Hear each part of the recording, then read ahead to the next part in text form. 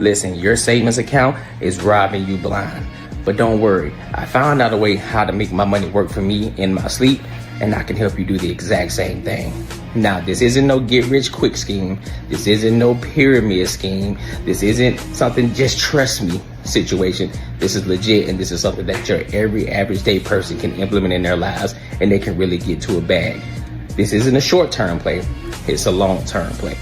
There's a promo going on right now, so you definitely want to jump on it before the price goes up because this is too valuable. The link is in the description, and hey, let's get our money up. Let's get back to the video.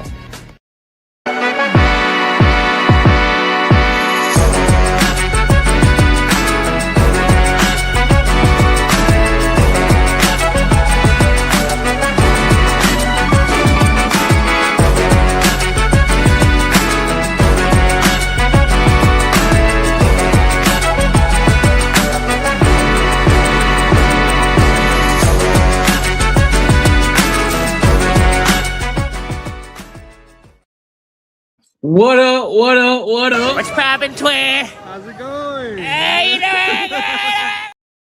How y'all feeling, bro? Welcome to another show, one of the dopest shows on YouTube, where we talk about everything under the sun. As long as we get back to the money, real conversations, and real solutions. I'm your host, Courtnee Edgar.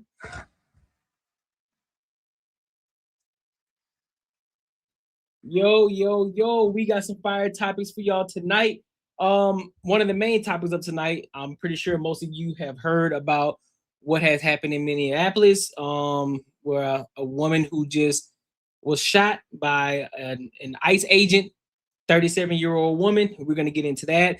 Then we're going to talk about, just a little tad bit of drama, with your girl Tyranny over there at the Ilkhan Ali podcast. And then we're going to jump into some money a little bit later, all right? And we gotta touch on Michael Jordan and LeBron James.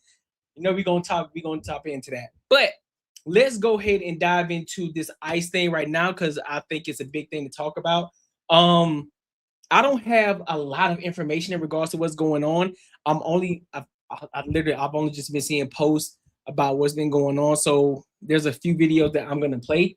Then if I hear something crazy, of course, I'm going to give my commentary on it. So let's go ahead and get into it, all right?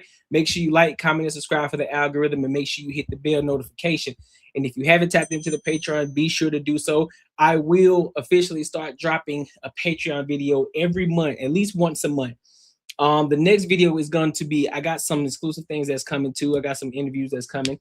Also, another thing that I will be dropping as well is how you can actually turn your YouTube to a money machine. So it's something that I've been learning, some things that I've been practicing, as well as some things that I've learned from other people who are doing it. So I actually want to teach you guys that as well. So I'm gonna have that video up sometime this month. I'll let you guys know. All right. So let's go ahead and get into this. Let's go ahead and get into it, man. Following breaking news in Minneapolis, where city officials confirm a shooting occurred reportedly involving a federal ICE agent and a civilian this morning. You see the live pictures right there. Our Whitney Wild is there on the ground. Whitney, tell us what's happening right now.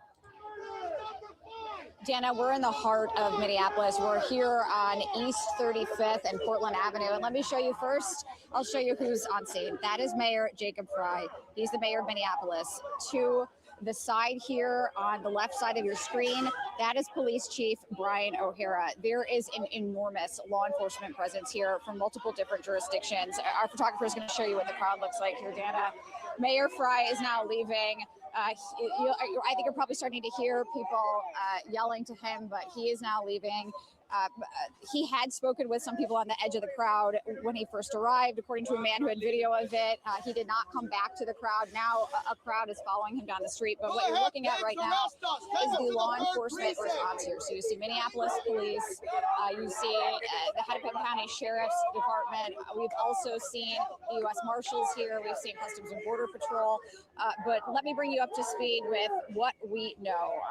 As you said, we know that there was a shooting involving federal law enforcement near East 34th Street and Portland Avenue.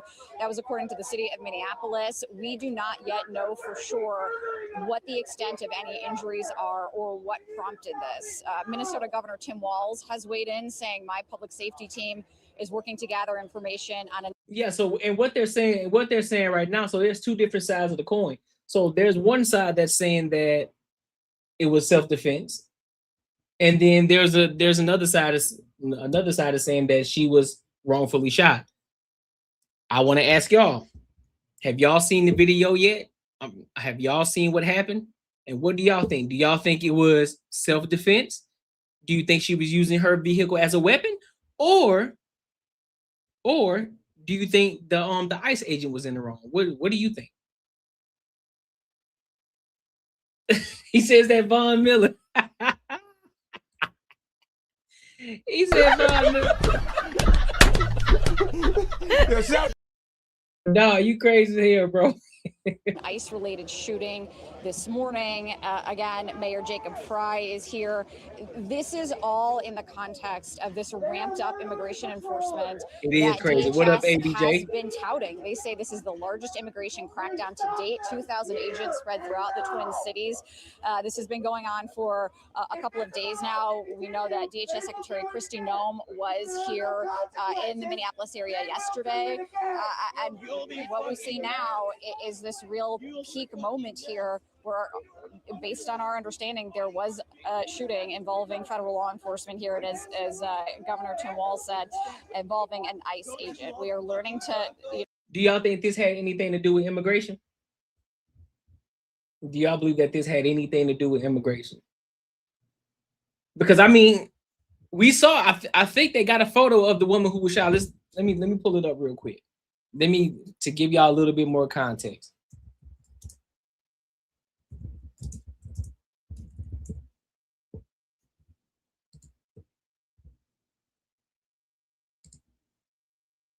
Okay, I don't see.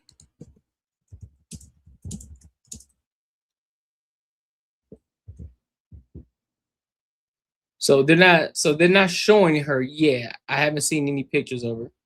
Well, I don't see any pictures of her.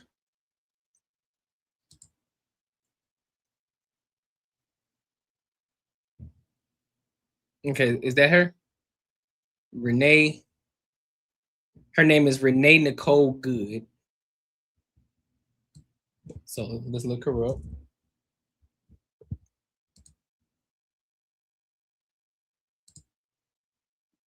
Okay, so here's a picture. Here's a picture of her. Here's a picture of the woman. So that's her. That's the woman. That's the woman who was shot. Her name is Renee Nicole Good. Yeah, I believe so. Bull City. So that's her. Apparently she's a liberal woman, and she represents the pride flag. She's married with the husband, but hey, that's as much as we know about her. That's about it. I believe also like she's a guitarist or something like that, but that's all we know of her. We don't know anything else. To be honest with you, I'm on no side on this situation. I'm on no side right now. I can't really say.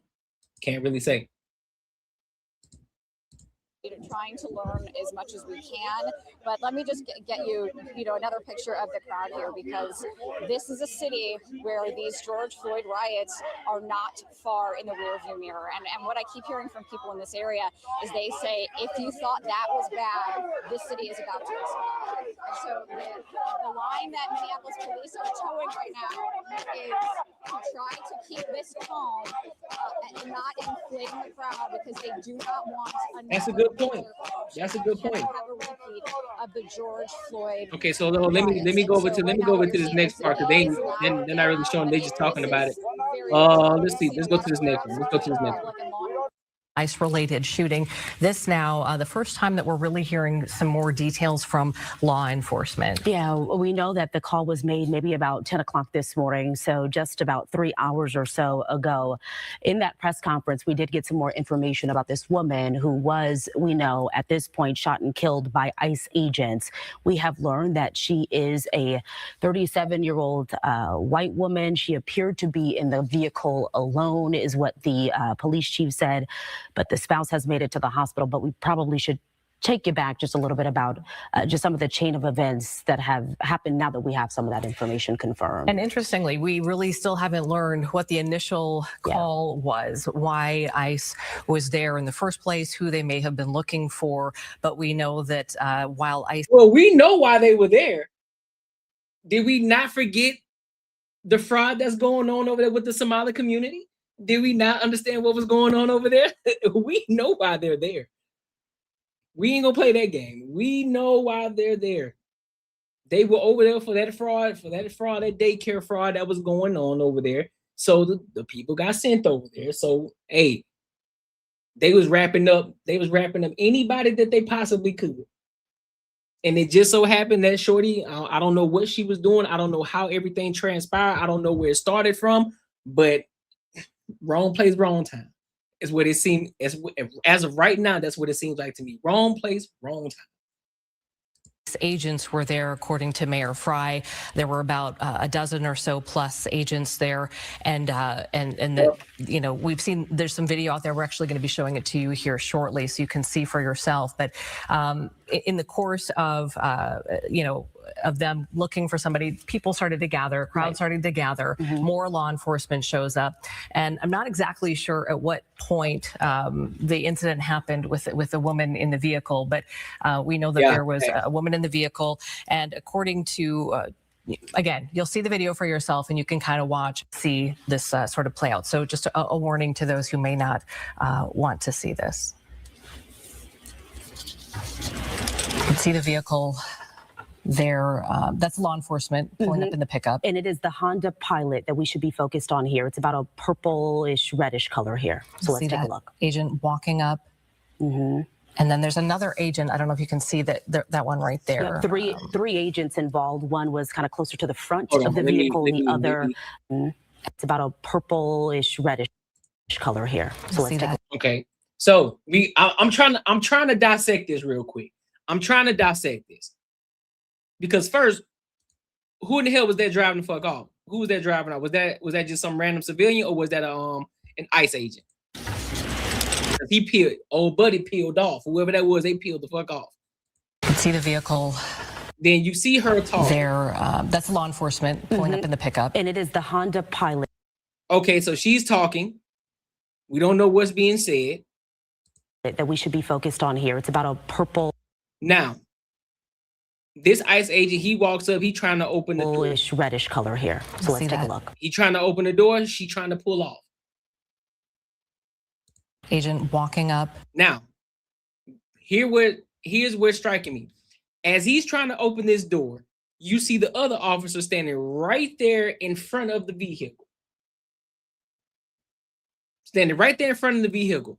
Now, I can't pinpoint or say whether she saw him or didn't. But she did put that bitch in drive. And I'm not saying it was purposefully done. But it just so happened, coincidentally, he was in front of the vehicle.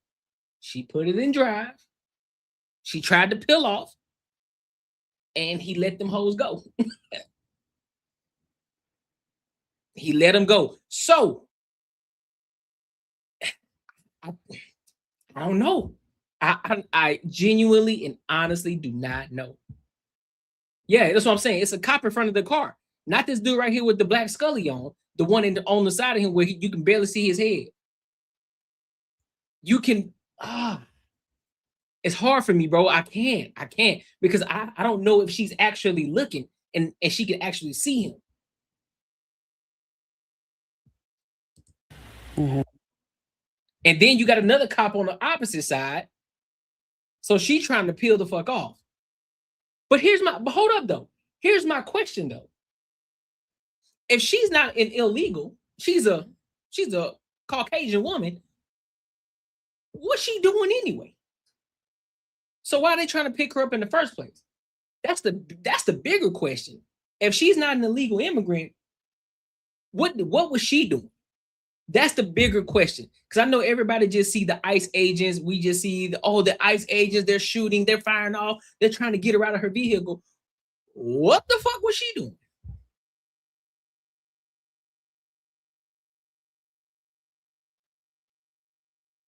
He said, "Yo." You see what I'm saying? So I don't know, bro. I don't know. And then there's another agent. I don't know if you can see that one right there. Yeah, three agents involved. One was kind of closer to the front of the vehicle. The other kind of pulled on that driver's side door handle. Yeah. There So well. Again, there's no audio here. We don't know what's being said. We don't Hey, know really you feel anything me? else about this woman, other than we know that she was not the target of the initial investigation. That was confirmed. See, that was confirmed. She wasn't even the target. So what the fuck is she doing out there? What is she doing? What the fuck is going on? So now it's starting to lead me to think she was trying to help somebody out who they was actually after and who they were actually targeting. So now, hold up. Let me rewind something back real quick. Y'all remember when I just said that the person who just peeled the fuck off? Let me see something. Was she trying to block them off so they couldn't get to that one? So they couldn't get to the other vehicle that peeled the fuck off? Hold up.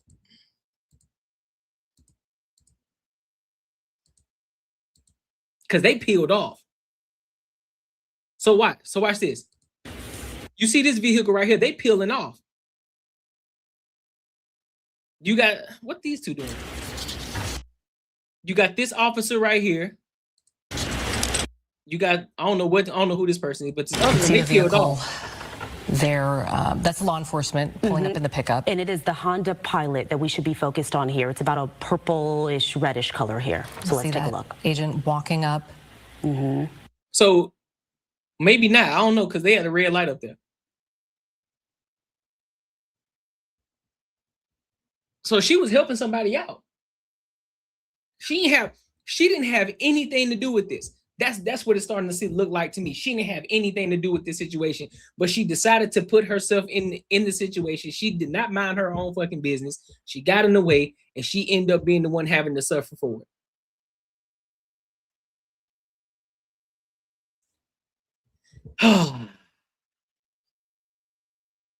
Let's see. Let me. And then there's another agent. I don't know if you can see that one right there. Yeah, three agents involved. One was kind of closer to the front of the vehicle. The other kind of pulled on that driver's side door handle. Yeah. There So again, there's no audio here. We don't know what's being said. We don't know really anything else about this woman, other than we know that she was not the target of the initial investigation. That was confirmed by the police chief. But there are some other angles of this as well that are being looked at. So that's kind of one pass of the video. And again, right. Okay, thanks for letting us know. Sorry. So there is some audio to this, and if you go online, you can see. So now you can see the vehicle is crashed, and according to law enforcement here in the Twin Cities, that woman was shot, and then the vehicle drove into the snow there, as you can see. So this is kind of the aftermath right now. This video is turned the other way. We want to just show you what's happening. We didn't have a lot on the front end of this, and every time we show video, we kind of like to show prior the incident and then as much after. But this is what we have, so we wanted to show it to you in full. And this is also the first time that we are seeing this as well. So we're kind of just watching this together along with you. But as you can see there, you see all these houses and these homes along Portland Avenue. We know that this is a residential area. So again, we don't know much about this woman, just that she's 37 years old. We don't know if she was an observer, because that's the thing too. So a lot of these ICE agents were out there, and they say observers were out there as well. These are people that are just documenting what is going on. And so we know from the police chief's perspective, he just says that he knows that she was a woman that was in her car and she was blocking the road. And that's about all the information that we know. Okay, right. You let me know when this is played out completely, or how close we are. Oh, there's a couple minutes left, because I just wanted to also read, because we haven't had a chance to do this, the statement from Kristi Noem, the Department of Homeland Security, if I could as well. Do you want me to do that right now, Ryan, or do you want me to wait just a minute? Okay. Okay, so let's just kind of let's just watch this for a moment. Again, this is the aftermath.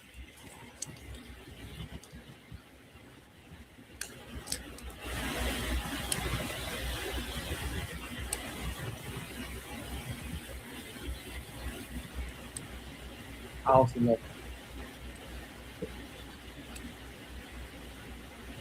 let's see what the mayor of Minneapolis got to say about this. Chad, as we speak to this incident, I mean, it's pretty clear that Minnesota. Thanks for having me on. I listened to the majority of that press conference. Here's what I'll say, that the mayor's comments were probably some of the most unintelligible, unhinged comments I think I've heard in quite some time.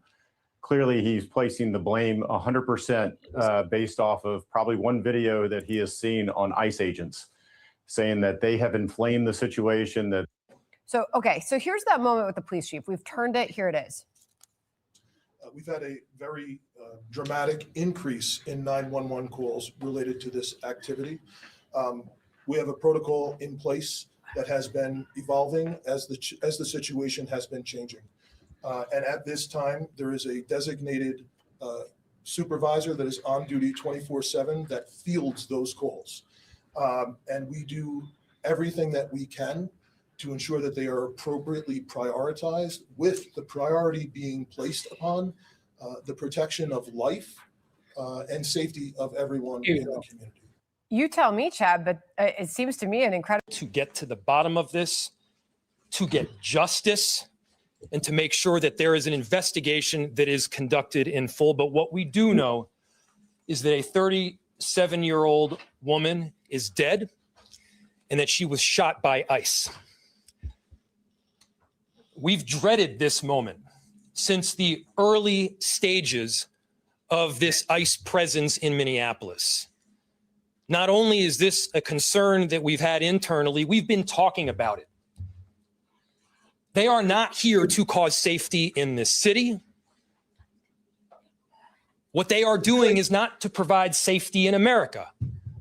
What they are doing is causing chaos and distrust. They're ripping families apart.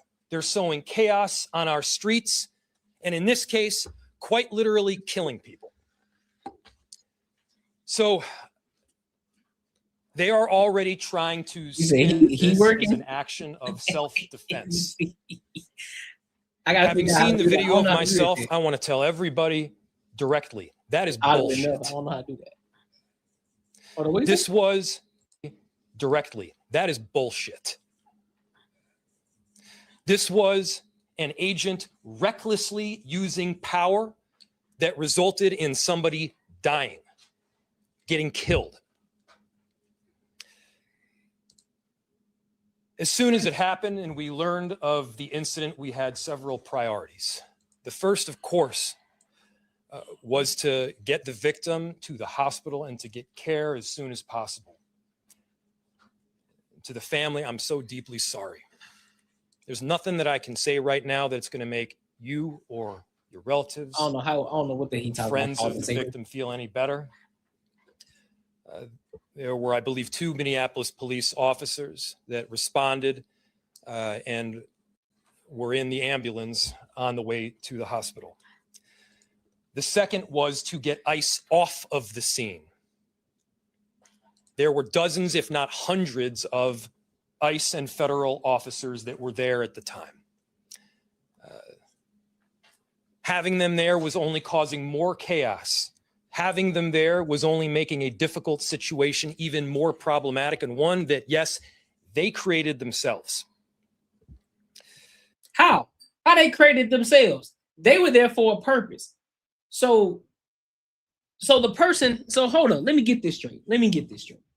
So you mean to tell me somebody who had no business being there, who had no business of interfering with federal shit that's going on, a civilian who decided to get in the way and interfere, you mean to tell? All right, bro. All right. There's little I can say, again, that'll make this situation better, but I do have a message for our community, for our city, and I have a message for ICE. To ICE, get the fuck out of Minneapolis. Or what? We do not want you here. Your stated reason for being in this city is to create some kind of safety, and you are doing exactly the opposite. People are being hurt. Families are being ripped apart. long-term Minneapolis residents that have contributed so greatly to our city, to our culture, to our economy are being terrorized, and now somebody is dead. That's on you. No, it's not. And it's also on you to leave. No, it's not on them. It's not on ICE. They were called to do a fucking job, and they're doing their fucking job. When people decide to get in the fucking way and interfere with business that ain't got shit to do with them, things fucking happen. So what you need to do is tell your fucking people is, hey, listen, if it ain't your business, mind your own. Mind your own. If it has nothing to do with you, mind your own fucking business. If they're not coming after you or anybody that you know, get out the fucking way. Get out the way, because they're there to clean shit up. That's what they're there to do. You apparently you ain't got shit under control. A whole lot of fraud shit's going on up under your nose. Either you know about it, you got some investment in it, or what the fuck is going on? Y'all talking all this big talk. All this big talk will get the fuck out. Or what? Or what? What are you gonna do? What are you gonna do if they don't? Come on, man. It's on you to make sure that further damage, further loss of life and injury is not done. We're going to be working towards justice as quickly as we possibly can right now. And justice is what we've all got to get. What justice? Next, a message to our community. Look, we all know that the agenda of this Trump administration is to create chaos. No, it's not to create chaos. It's gonna be some chaos while he's fixing shit up and he's shaking the room. He's reorchestrating and restructuring things how it's supposed to fucking be. Because guess what? The Obamas and the Bidens have fucked up a lot of shit. And so he's righting the ship. That's what he's doing. So all of that comfortable shit that y'all was doing, talking that big talk when Trump went here, now the big dog is here. He's making moves and he's keeping his promises on what the fuck he been saying. Oh, now y'all better sit down, bro. Hey, like I would tell the bitch roamers, hey, bro, sit this one out, big dog. Just sit this one out. Don't even worry about it, bro. Just sit this game out. Sit this game out, bro. You don't even sit it out. Let us respond right now with our best versions of self. This is a moment where all of us in Minneapolis and beyond, we can rise to the occasion. We can show them who we are. We can show them the kind of courage, bravery, love, and compassion that makes Minneapolis, Minneapolis, and that makes America, America. Nah, you see what that shit, you see what that got you. You see what just happened. Mind your business. Simple as that. Mind your business. We are better than a bunch of ICE agents being deployed to cities around the country and ripping apart families and communities. We're better than that. And so we are going to meet that hate with love. We are going to meet that despair with hope. We are going to meet that injustice with constitutional justice ourselves. And we're going to make sure that in this very difficult moment, we do not take the bait that these ICE agents are trying to create and that the federal government, to be clear, wants. Boy, she going to work over there with them saying they want us to respond in a way that creates a military occupation in our city. They want an excuse to come in and show the kind of force that will create more chaos and more despair. Let's not let them. Let's rise to this occasion. Let's show them something far more beautiful than the kind of division that they're trying to stoke. Let's show them unity of purpose, of love, and the courage of our conviction. Our conviction, to be clear, is rock solid, and it is for our neighbors, all of our neighbors. It's for people who have lived here for 80 years. It is for new immigrants who have made this city a better place. That's the kind of love that we're going to show up with right now. If you're angry, I get it. I am too. if you're feeling that kind of despair, it's understandable. Let's show them who we can be. Let's show up with peace. To march, to protest, to hug one another, to love all the way with peace. Do not give them what they want. Yeah, that's definitely the truth. Man, I ain't finished. Man, forget what he's talking about. Let's hear what Tim Walz got to say. I want to hear what Tim Walz got to say. Learned that an ICE officer shot and killed someone in Minneapolis. My deepest condolences to the family, to the loved ones who had to learn about this tragic event on national television. We've been warning for weeks that the Trump administration's dangerous, sensationalized operations are a threat to our public safety, that someone was going to get hurt. Just yesterday, I said exactly that. What we're seeing is the consequences of governance designed to generate fear, headlines, and conflict. It's governing by reality TV. And today that recklessness cost someone their life.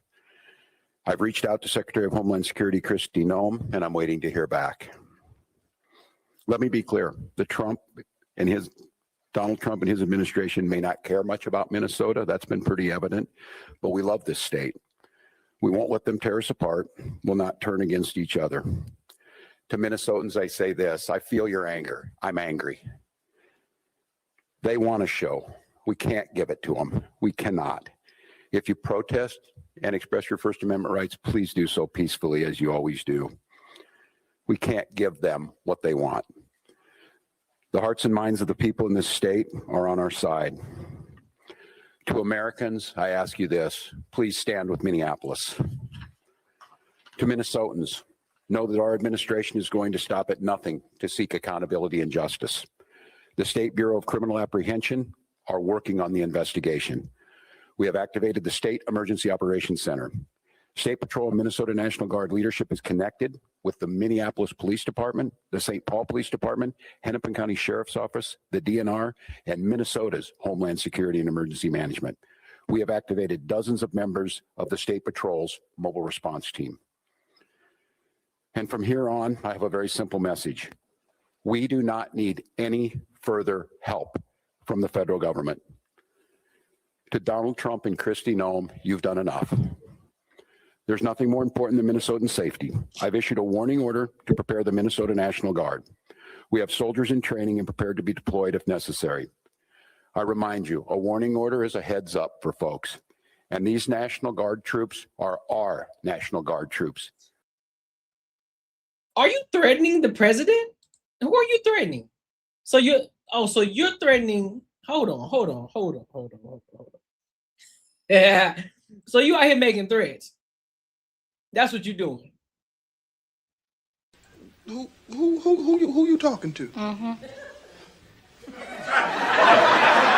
You. Me. You talking to me? No, bro. No. So you can't be talking to me because I'm a grown ass man. I don't understand it. I don't understand it, bro. They real deal. They talking real tough.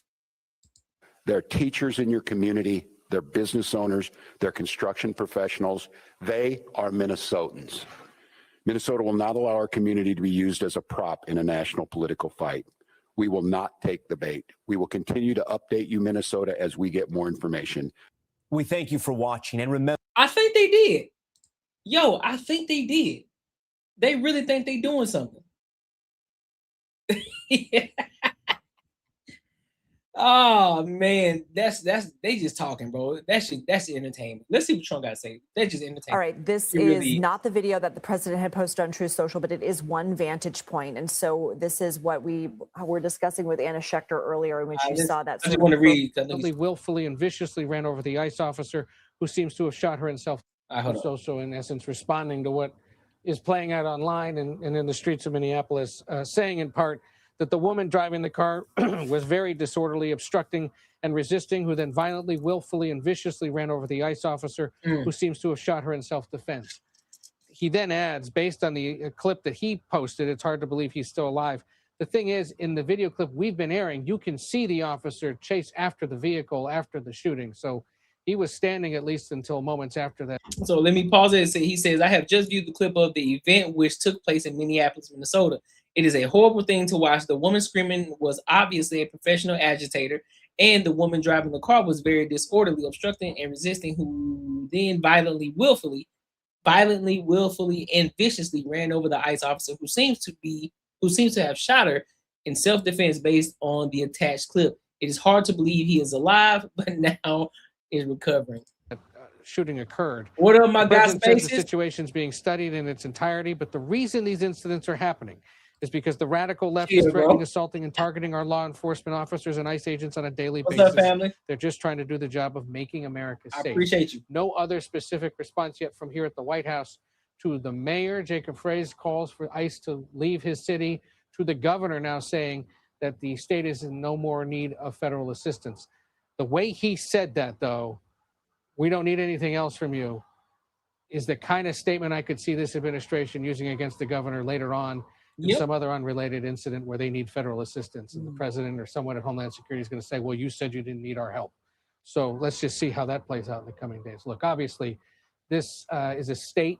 This is a governor. This is a subject, immigration enforcement, that has been of great focus here at the White House. This 15-fold increase in DHS's deployment to the state comes amid a federal surge of other resources to investigate, to account for how federal funding is being spent by various social agencies and programs in the state amid weeks of renewed attention on several years' worth of allegations and charges against people for alleged fraud in misusing state funds or federal funding that help state and local. Yep, right up under y'all noses. Right up under y'all noses, you got a whole lot of fraud going on.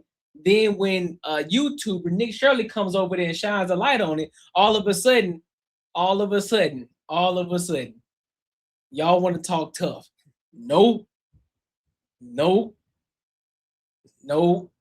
Get him out of there. Taking all those taxpayers' money, stunning on y'all ass, buying Lamborghinis, buying Mercedes, buying G-Wagons, living their best fucking life, talking about they got daycares, and they over here lying to y'all. Then y'all get in the uproar because another woman who is involving herself in a situation that ain't got shit to do with her, now she's the one that ends up getting unalived in this situation. Now all of a sudden it's ICE's fault. All of a sudden it's Trump's fault. Boy, if y'all don't get the fuck out of my face, I'll get out of my face. How about that? Just get out of my face. I don't want to hear none of that shit.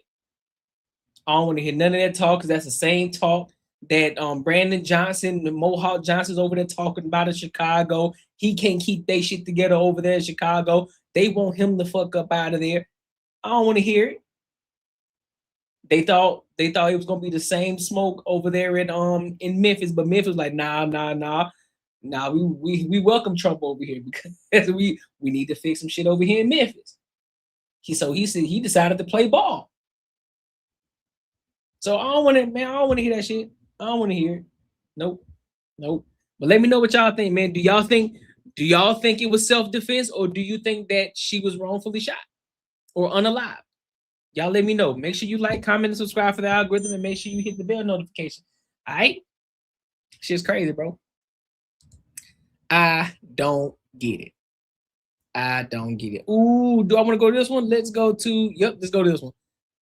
Uh-oh. You know what we gotta talk about right now. I came across this one. Agreed, Nick. Agreed. So let's do a hard pivot over to, well, if we can get this shit going the right way and the shit stop playing. Oh, no wonder. Sometimes I be bugging.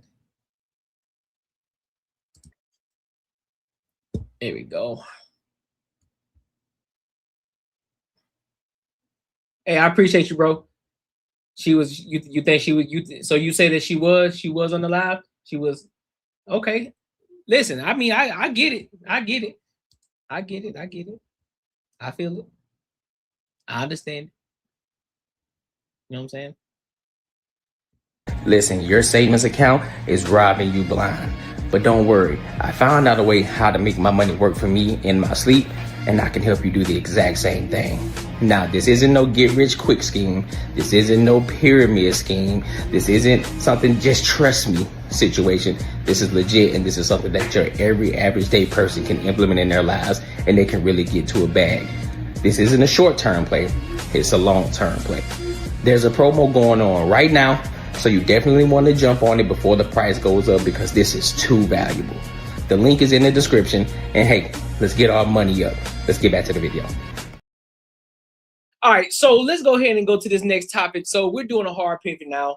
We're gonna get into basketball, but not basketball in the sense of highlights. We're gonna talk about Michael Jordan. And what we're gonna talk about Michael Jordan, we're not talking about who's the GOAT. We're not talking about that. What we're gonna talk about is how Jordan became Jordan from a business perspective. All right. So we're going to talk about that. And Rich Paul is going to break down how they made Jordan the it guy, just the it person versus everybody else. All right. So we're going to dive into it, and then I'll give my thoughts and opinions on this as well. All right. So let's go ahead and rock out. Okay. Well, Michael Jordan at this time. Michael Jordan had two really great partners. One in Nike, of many, but these are two I chose. And the other one in Gatorade. Okay. Now, from a marketing perspective, they told two of the greatest stories. Nike, Air. I believe I can fly. If you put these shoes on, they had people jumping off garages. Rich, I had a pair of Jordans, like the Jordan 3s.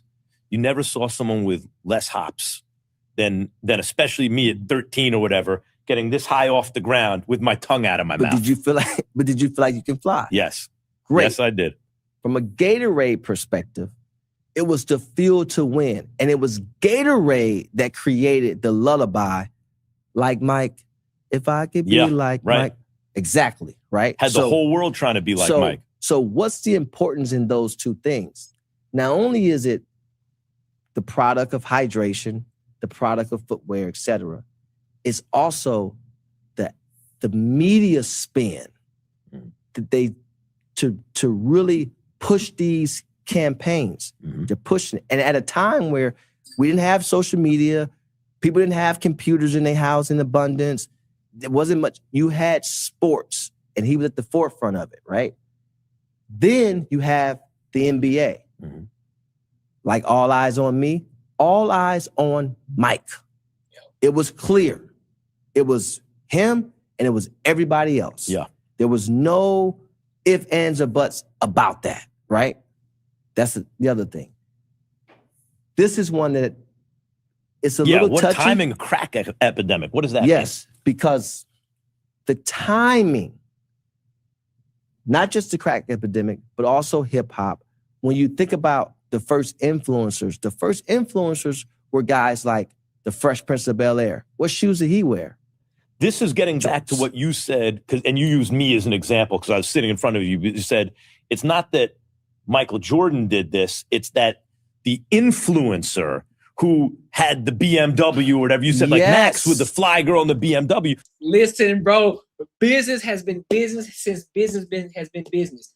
I'm telling you, it worked the same way back then as it does today. Bruh, again, so definitely they're gonna dive deeper into it, but I just want to go ahead and give my little piece on it based off of what they just said right here.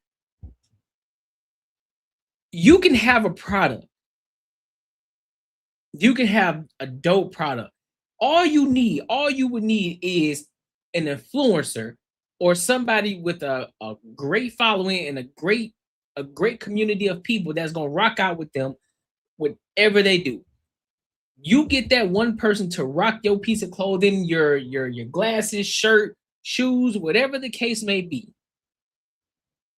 Your shit gonna blow the fuck up.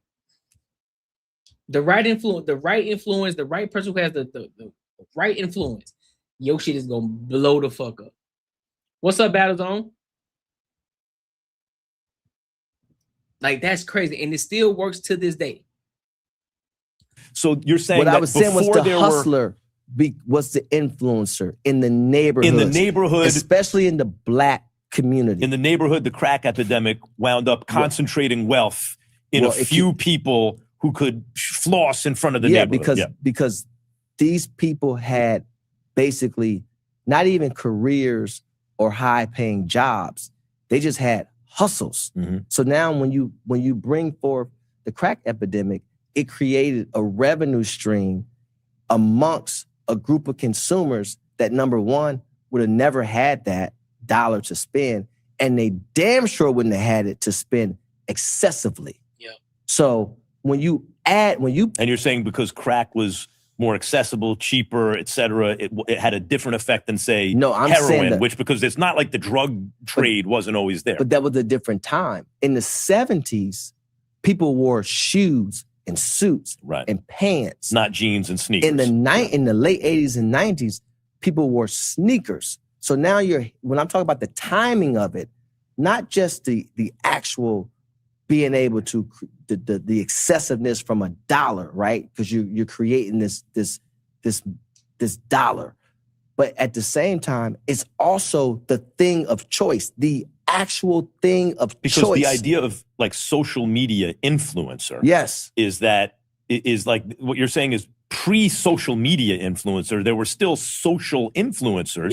They just weren't. There just wasn't any social media. And then when you talk about because think about it. Think about all the older TV shows. Like he already mentioned Fresh Prince. When you look at the Jamie Foxxes, when you look at the Martins, when you look at those cats, when you see your favorite actor rocking the J's, bro, that was influence. It's like, oh, that nigga wearing, that Joker wearing the 12s, or he wearing the ones, or she wearing the ones, or the 8s, or the 11s, or whichever ones. It was the influence, so everybody wanted to rock it. Or your favorite rapper at that time, rocking the J's, rocking the fresh J's. It was a thing. What they call product seeding or product placement. What they did extremely well was every guy who was somebody on a show, they placed the product. So you couldn't see it on Instagram. So where'd you see it? TV. Oh, I saw in this episode of The Fresh Prince or this episode of Martin. And then you heard it in the music. Oh, and then on my way to school, I not only saw, because many people wasn't seeing the games. The Bulls played on WGN, by the way. And it wasn't like I could watch the Bulls if it was nationally televised or if they played the Knicks. That was it. Yeah. Because your local feed, right? But I did get to see, in my case, my Uncle Lance or Bernard Sawyer, just different people that in my neighborhood that had, so now I'm influenced by that. And I love Michael Jordan. So now I want, not only because Mike is wearing them, but I also want them because these guys are wearing them too. And when you created that, that's how he created the greatest athlete brand ever, because Michael Jordan didn't share the market. He controlled the market. He did. There's a difference between the two. Most athletes have a market share. He controlled the market. So much so, when people had children, they bought, my little cousin came home in the booties. Right? This has been things for generations. And what happens is the I-95 is what they call the Gold Coast of footwear. When you do shoe deals, and this doesn't exist anymore because one person busted the market. It didn't matter. New York. They do have New York, Philly, the DMV area, all the way up to Boston. That's the Gold Coast. So when we used to do shoe deals, I personally used to, not down to Atlanta and down. Not really, no, not down to Atlanta. But this is also, but when you look at it from this business perspective too, I also have to say, it wasn't just the fact that Michael Jordan was as great as he is. So Michael Jordan is great. I'm never gonna deny that, right? But what added on to, I'm gonna say it, a lot of people who can't see past Michael Jordan is because of the marketing aspect. The brainwashing of Michael Jordan, because that's all it was. It was Michael Jordan. There was nothing better. There was nothing better. No matter what shoes came out, the Penny Hardaways, the Shags, the Kemps, any shoe was not fucking with Jordans on any level. Not Pippins, none of it. Nothing was fucking with it. Nothing. Yeah, the DMs was dope too. The Barclays weren't fucking with them. Nothing. So when you thought basketball at that time, it was Jordan. That's all you thought, Jordan. When you thought basketball, you thought Jordan. And then the bravado and the swag that came with Jordan on top of that. And then guess what? You got this nigga on Wheaties. You got this nigga doing movies. You got this nigga doing in commercials, in games, and all other kind of shit. Everywhere you turn around is Michael Jordan. Then you got people out in the streets rocking the Jordans, rocking the jerseys, trying to shoot like Jordan, playing ball like Jordan, the tongue out. Everybody, the niggas' influence was unfucking matched. Not gonna hold you. Not gonna hold you. And so that was one of the reasons why people say to this day, well, you know what I'm saying, it's always gonna be Jordan. I mean, I feel you. But right place, right time. Right place, right time. And that's not Michael Jordan's fault. I'm not gonna be the person that's gonna sit and say, well, if it went, right place, right time. Stops right at the DMV. Right place, right time, right person. But I used to put facts. A higher premium on if I had a guy land in those markets. Mm-hmm. It's changed today, but I knew that thing that influenced everything. So what happened was, why you think they went east to those mom and pop stores to be able to, position the product, and then that spread it back west. Fashion goes from east to west. We're influenced by Europe and it comes across, right? It's the same way. So that's all I was trying to help people understand. But I know some people are visual learners, so I wanted to bring this super whiteboard interesting, out. by the way. But so I love it. But I think people are reacting to something else, Rich. Well, first of all, they have a certain idea about you, so they think, oh, he's just trying to diminish Jordan somehow. No, never diminish. But this is how I would articulate it. Jordan gets Nike Air, I Believe I Can Fly, because when you watch Jordan, and I know I'm in the minority, the best dunker ever is Vince Carter, or it's Gerald Wilkins, or it's Dominique Wilkins, or whoever. Back in the day, Jordan looked different when he jumped in the air. Kobe didn't look the same. No one looked like Jordan, to the point where I remember SI did an article, and I think it was a cover story, but they talked to physicists to see if it's possible that some people can hang in the air longer than others. And they were like, no, it's just your vertical leap. But the point is, it's the silhouette. The way he looked when he... Calm down. We get it. There's a way that everybody looks. There's a way that LeBron looks. There's a way that Kobe looks. There's a way that Jordan looks. There's a way that Ja Morant looks when he's dunking. There's a way that Zach LaVine looking. There's a way that Aaron Gordon looks the way he's dunking. I get it. But again, that's the point. That's the point right there that he's missing. All of that ties into that. It ties into the mind frame of you. It taps into that wiring, because now everything that this nigga does, it's like, oh my God. Oh.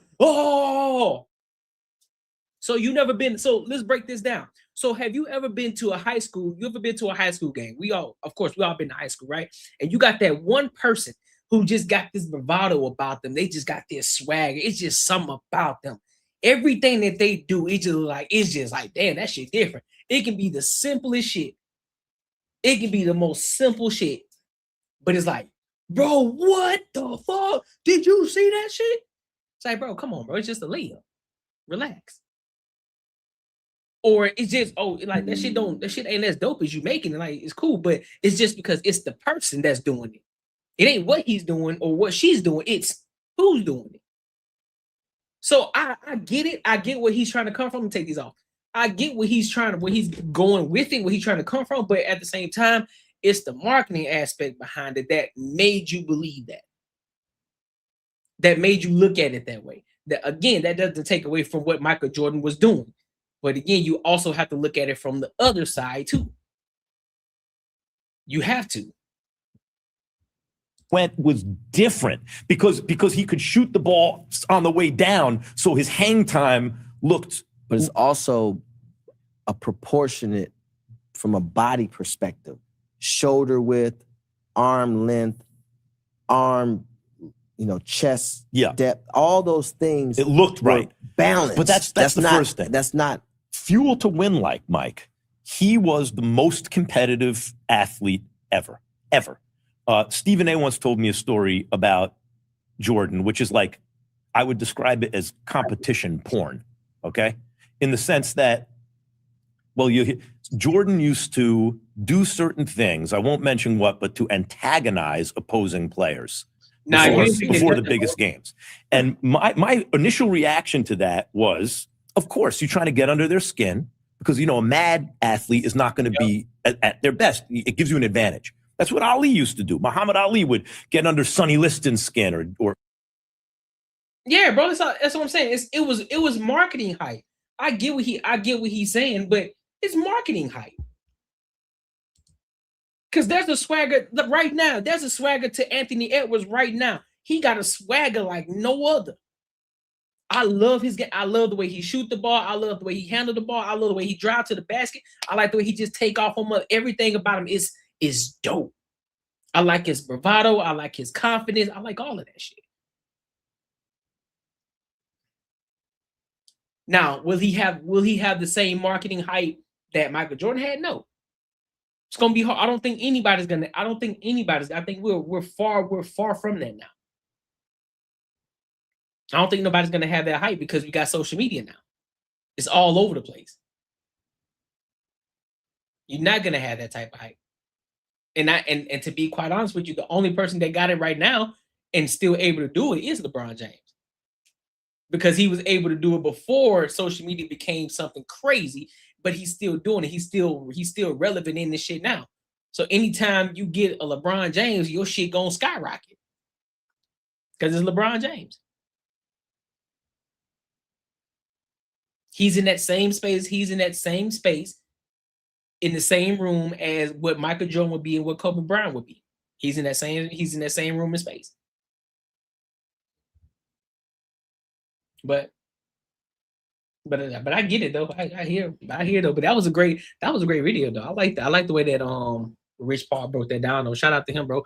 Make sure you like, comment, and subscribe for the algorithm, and make sure you hit the notification bell, dog. Listen, your savings account is robbing you blind. But don't worry, I found out a way how to make my money work for me in my sleep, and I can help you do the exact same thing. Now, this isn't no get rich quick scheme. This isn't no pyramid scheme. This isn't something just trust me situation. This is legit, and this is something that your every average day person can implement in their lives, and they can really get to a bag. This isn't a short-term play. It's a long-term play. There's a promo going on right now, so you definitely want to jump on it before the price goes up because this is too valuable. The link is in the description. And hey, let's get our money up. Let's get back to the video. Yes, sir. Make sure you like, comment, subscribe for the algorithm. Make sure you hit the bell notification. If you want to support the channel, please do so in the super chats to help me reach my goals. Help me reach the goals. Also, make sure you share this with your family and friends as well. Tap into the Patreon. That's where we're really growing. That's where I'm teaching things that I'm learning, things that I have learned. Like I said, I will be doing a Patreon video this month as well on the back end stuff on how to actually make more money without actually having to be at 100,000 subscribers or being at 1 million subscribers, and why guys like Anton Daniels was able to make a ton of fucking money without being at 1 million subscribers. when I figured that shit out too, and I was like, you know what, I could do the same thing for my channel, and I could teach other people who don't know that as well, from my perspective. So I'm definitely gonna be doing that. That's gonna be my next video in my Patreon. So you definitely want to tap in. Link is in the description as well as pinned in the comments. All right. So Anthony Edwards is Jordan's son. He is a road game baby. Hey, for real, he is for real. He is. All right, so let's go ahead and move over to this next topic. We still on the money. We still on the money. Yeah, you right, man. Making money is me, man. 10 years, me and you gonna have matching Benzes. 10 years? Thinking more like 10 days, man. 10 days. So let's go ahead and get into it. There's this guy. He was an Amazon worker making $50,000 a year. Now he's making $432,000 a year working at Amazon, and why he left. All right, so let's go ahead and get into it. Think that where they are is kind of a little bit of a limitation or a box. Combo over salad with the sauce on the side. But oftentimes, if you go above and beyond and find ways to do things that will help you, it will oftentimes also help the company. The sort of nature of experimentation gives people the freedom to grow their career in the direction they want. My name is Nabil Khan. I'm 27 years old, and I went from making $50,000 a year to over $430,000 in just 5 years while I was at Amazon.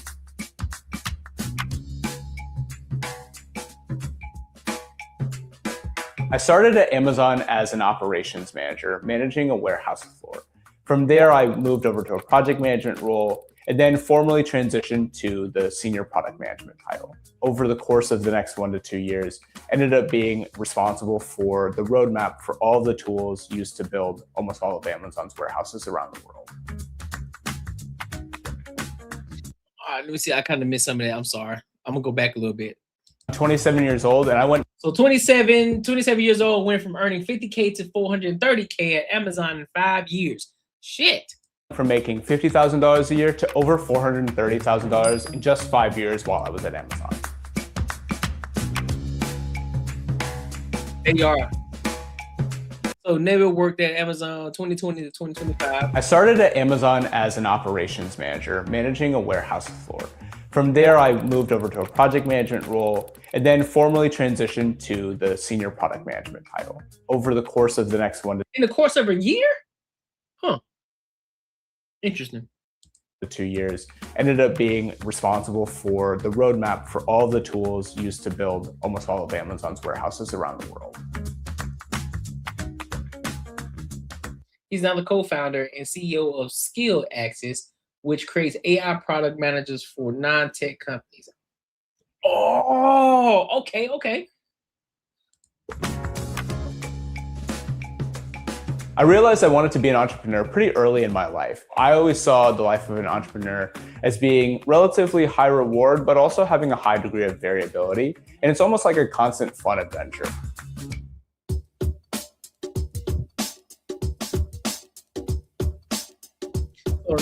All right, so let's break that down. So he says, Nabil majored in material science and engineering at the University of Michigan.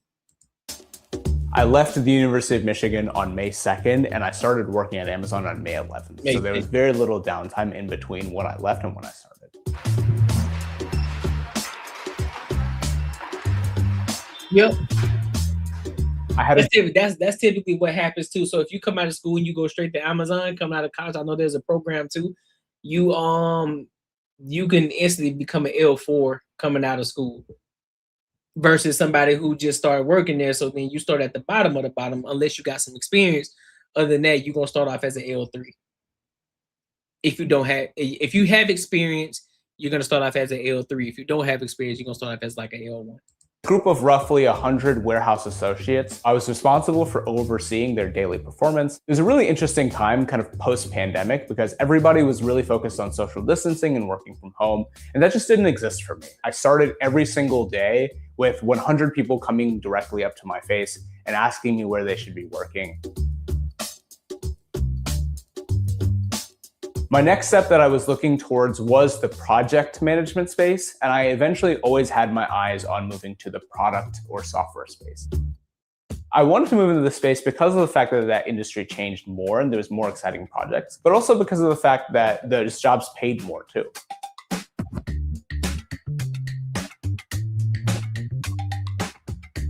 So what I did is looked around the warehouse that I was in and found opportunities for me to create new projects that I could use to build a portfolio to get me to the project management role. I ended up getting funding from the site's general manager, from our safety teams, as well as creating a project opportunity that involved the entire building. This, as well as a few other opportunities I identified, were what really helped me move to that project manager opportunity.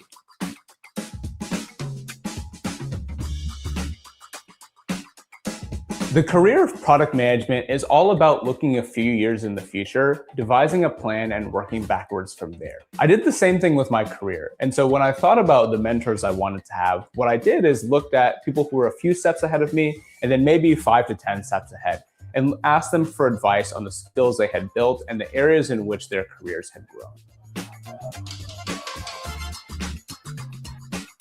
I learned how to code by using a software boot camp from Georgia Tech, which I did over the course of about 6 months. I was always finding ways to be creative about the role that I was currently in, going above and beyond to find ways that I could apply that next role, and both building my career progress as well as the skills for where I wanted to go.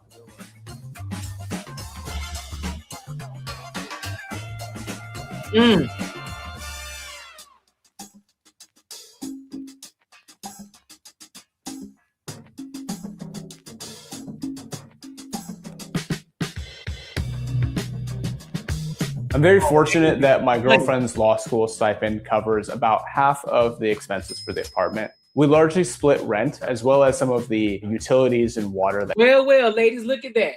You got a man, you got a boyfriend and a girlfriend. One is in law school, one out here making $432,000 a year, and they split the motherfucking rent. And they look happier than ever. She about to become, see what I'm saying, bro? Y'all don't be. That kind of come with it. So there's a couple $100 other that are covered by that stipend too. Anywhere on average per month, I'm spending about $5,000, which matches the income that I have currently. Most of that expense is going towards food, insurance, and rent. Now let's see what he done. Let's see transportation, which I'm pretty sure I don't see him driving the car, so he probably used public transportation from what it looks like. Food, $1,200, rent, $21, health insurance, $289. Business expense, $198. Damn, you ain't spending that much on business? Not bad. Subscriptions, $143. Discretionary, $93. That's money.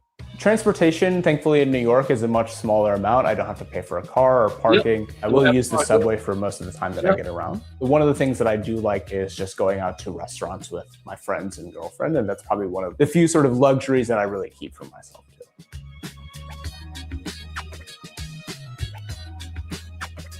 When I was at Amazon, I was a little lucky to actually have a lower cost of living that enabled me to save more of my money. I was doing a lot of travel between New York and Atlanta at the time, staying both with my girlfriend for a few weeks, doing a lot of work-related travel, and staying with some family. I was able to save a lot of money on rent since I didn't have to pay a continuous place to live.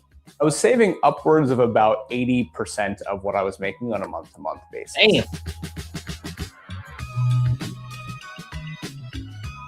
My financial goal is to have an overall net worth of $1 million by the time I'm 30. This feels like a relatively high milestone because of the fact that I've been working in high net worth jobs for a while, as well as the fact that I want to be able to enter this next stage of my life with a high degree of certainty and financial stability.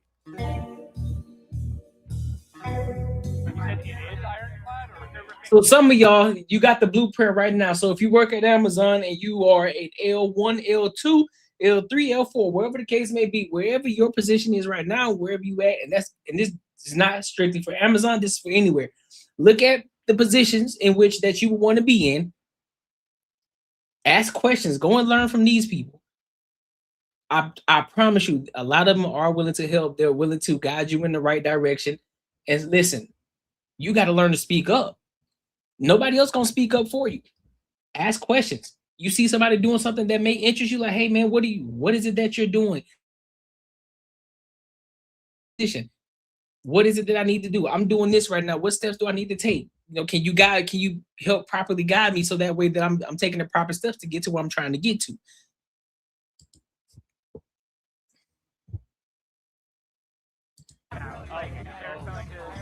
I knew that my time at Amazon was going to be eventually limited. I actually had originally planned to leave earlier, but it just didn't feel right yet.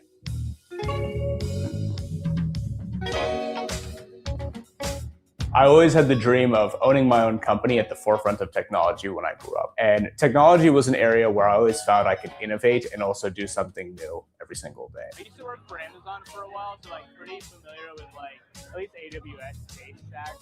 I was reaching my late 20s, and so it felt like a great time to continue taking risks in my career. Thankfully, because of my career at Amazon, I was able to amass about $650,000 over the course of my 5 years there, which gave me a really good financial cushion to leave my job with. Basically engineering roles to like engineering. Yeah, and I also started at it was like the space you were working in. Initially, I was using my own savings to cover the cost of doing my business, but about 2 to 3 months in, I was able to start paying myself back. Nice. And now at this point, because I'm making about what my living expenses are, I'm no longer having to rely on my own savings to continue funding the company. That's dope. For the near term, especially the next 1 to 2 years, I will probably be focusing largely just on making sure the company continues to run and grow. Usually I spend about, on average, 80 hours a week working. And if I'm not working, I'll be spending my time with my friends and family or taking care of my health in the gym. And that's frankly all I do. I think a successful life to me is one that balances work as well as time with family and friends. If I can have a really successful business and a really successful family life, that's kind of all that I'm trying to optimize for. And wherever that journey takes me is where I'm willing to go. Is it like the biggest thing I've learned during my career at Amazon that's helped both me and a ton of the people that I've mentored is to just be creative about what you can do in your current environment. People oftentimes think that where they are is kind of a little bit of a limitation or a box. Having the agency to just look around corners. Hey, listen, that's what's up, bro. Listen, at the end of the day, there's a lot of opportunities out here, bro. You just got to be willing to look. You just got to open your eyes and see. You got to start opening your mouth and talking to people, having conversations. That's literally what you got to do. The world is moving towards, there's a lot of companies moving towards AI right now. There's a lot of things that you can do in AI. There's a lot of different things that you can do. You just got to be willing to do it. You got to be willing to start opening your eyes and looking and doing the research and asking questions and talking to people. Simple as that, bro. Real talk. Simple as that. But make sure you like, comment, and subscribe for the algorithm, and make sure you hit that bell notification, dog. Listen, your savings account is robbing you blind. But don't worry, I found out a way how to make my money work for me in my sleep, and I can help you do the exact same thing. Now, this isn't no get-rich-quick scheme. This isn't no pyramid scheme. This isn't something just trust me situation. This is legit, and this is something that your every average day person can implement in their lives, and they can really get to a bag. This isn't a short-term play. It's a long-term play. There's a promo going on right now, so you definitely want to jump on it before the price goes up because this is too valuable. The link is in the description, and hey, let's get our money up. Let's get back to the video. So let's go ahead and move over to this next topic. We still on the money. And there's this kid who created an AI app, 18 years old, and he's made $1.4 million.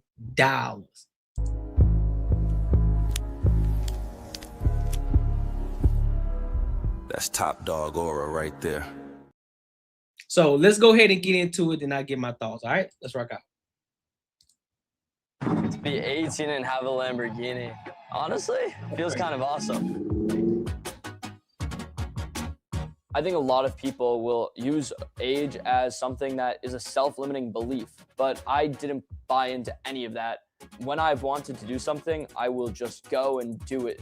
This has helped me with learning to code at such an early age, getting into entrepreneurship at such an early age, and then anything else along the way. My name is Zach Yadagari. I'm 18 years old and the co-founder and CEO of CalAI, an app where you can just take a picture. So he's the owner of that shit that I've been seeing on my goddamn phone on Instagram and shit. So he's the owner of that. Interesting. And then it will automatically calculate the calories and macros for you. My app brings in about $1.4 million a month after the App Store's cut.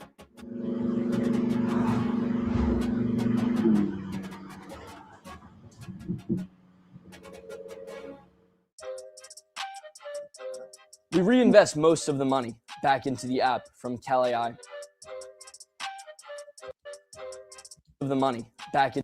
So let's take a look at that. So gross profit, $8 million, advertising and marketing, $4 million, payroll expenses, $910,000, contract labor, $518,000, office expenses, $393,000, legal and accounting services, $76,000, travel, $12,000, general business expenses, $3,000, entertainment, 2 bands, well, 3 bands, round up, meals, $900. Into the app from Cal.AI.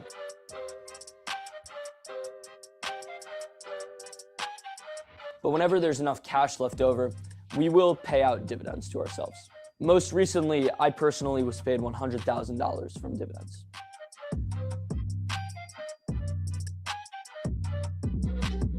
Most of the money I've made from the app so far, I've actually spent. I recently bought a Lamborghini, which, you know, some will say it's an irresponsible thing to buy at my age.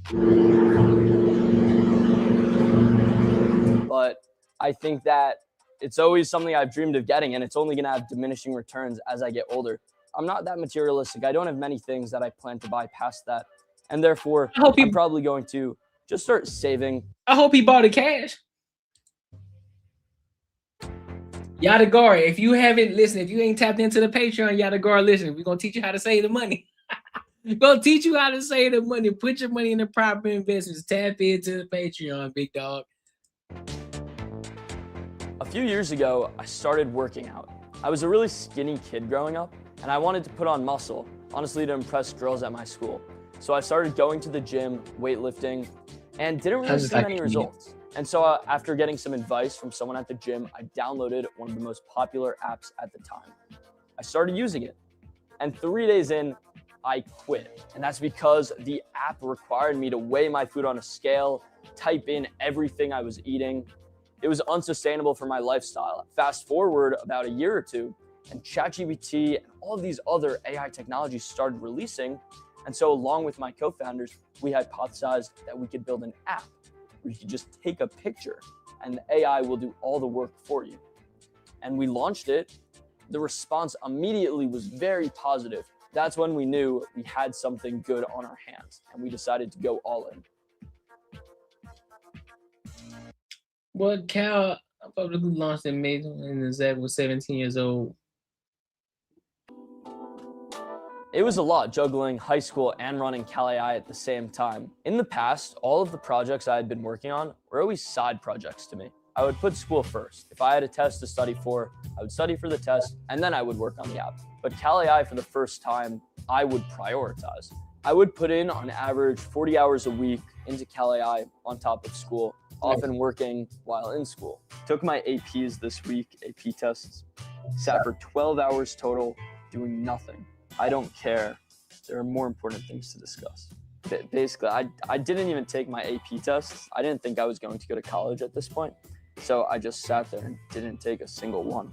Our special sauce at Cal.AI, what we really do right, is influencer marketing.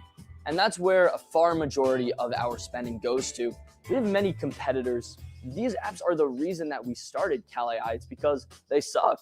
There are many misconceptions about Cal.AI and what AI can do. Some of our users expect it to have X-ray vision, where if you take a picture of a bowl of food and you hid things at the bottom of the bowl, it's going to pick it up. It won't. You have to make sure every ingredient is clearly in frame. And we try to teach the users early on in the app's tutorial how to use the scanner the most effectively. All refunds are handled by Apple directly. We don't process payments ourselves within the app, and that's a common misconception of many users. Nigga, you want a $2 refund? $30 refund? Bro, relax. Calm down. They think the app actually handles payments and takes in credit card info, but they don't. Apple does, so you have to directly request a refund with them. I started learning to code when I was 7 years old, I was obsessed with video games like Minecraft and Roblox, and so I begged my mom to put me in a summer camp to teach me how to make my own. There were many different factors that drove me to be an entrepreneur at such a young age. The biggest was that I always felt like I was pushed down a very narrow path in the school system because I want to get a good grade on this test so that I could get into a good college, so that I could get a good job, so that I could make money. And then I decided if I could skip all of those steps and just make money, then I wouldn't be stressed anymore. My freshman year of high school, I built an unblocked gaming website that lets students play games in school, bypassing the internet blocking protocols. Damn, Zach, so this gaming website totally signs when he was 16 years old for about 100,000. So that boy was making money in high school. The public school system will label this kid lazy and unfocused. Imagine if he had a school system that encouraged his talents. Boy, that's what I'm saying. That's what I'm saying. That shit didn't pause. It didn't turn them on, man. The shit didn't turn them on for nothing. But that AI did, though. Coding did. He was into that. That got his gears. And this is why I don't believe the phrase how you do everything, how you do anything is how you do everything. I don't believe that. Because this is a prime example. He wasn't motivated to do schoolwork. He wasn't motivated to do it. He wasn't on top of his shit. He was not doing it. But when it came to his fucking his business, when it came to creating those apps and shit like that, he was on it. He was clockwork. Like clockwork. So I don't believe the whole idea of how you do anything is how you do everything. How you do one thing is how you do everything. I don't believe that no more. I used to believe that, but I don't believe that. I don't.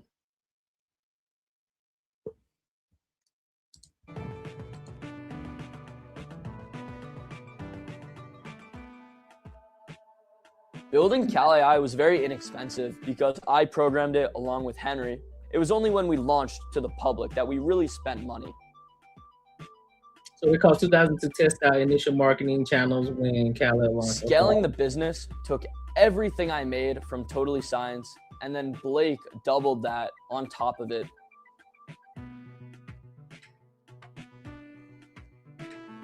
Because of Apple's payout calendar, they pay you about 45 days after you make a sale. And so because of that, we were scaling faster than Apple was paying us, which meant that for months, we were putting money in and weren't seeing a proportional amount of money out. It took about 6 months before we were finally ahead of Apple's payout schedule, and we were making more than we were paying.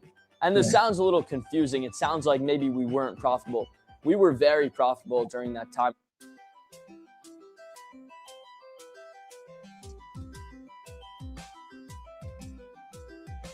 I decided to go to college because I could just go into the business world, start working full time, get an in-person office with the team, and that could be cool. And that is something I do want to do.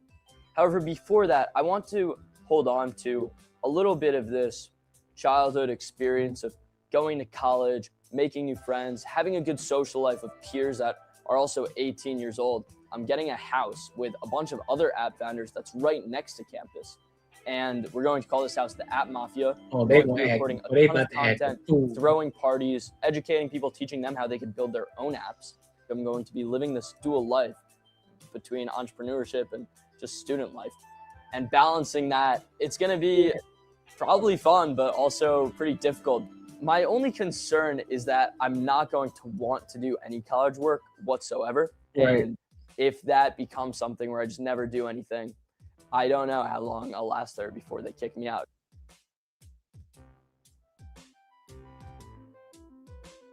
It's something I've thought a lot about is the end goal for Cal.AI.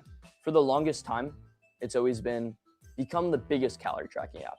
When we are helping people on autopilot is when I would consider the job really complete. After Cal.AI, I plan to build a generational company.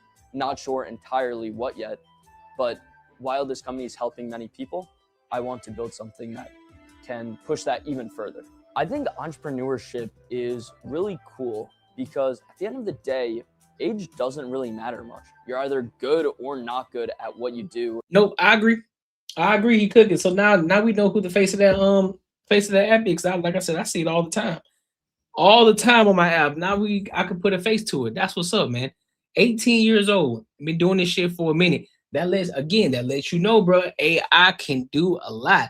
I've been slacking on it. I haven't been using it to its fullest potential. I've been using it to its fullest potential in regards to building this channel. I have been using it, but nigga, I need to do something. I need to find some other shit. I need to find some other problems to solve. I need to find some other problems to solve, bro. Real talk. I do. Man, make sure you like, comment, subscribe for the algorithm, and make sure you hit the bell notification.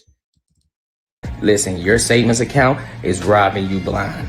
But don't worry, I found out a way how to make my money work for me in my sleep, and I can help you do the exact same thing.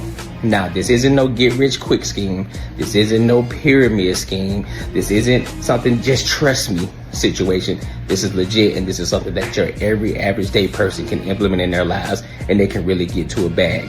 This isn't a short-term play. It's a long-term play. There's a promo going on right now, so you definitely want to jump on it before the price goes up because this is too valuable. The link is in the description, and hey, let's get our money up. Let's get back to the video.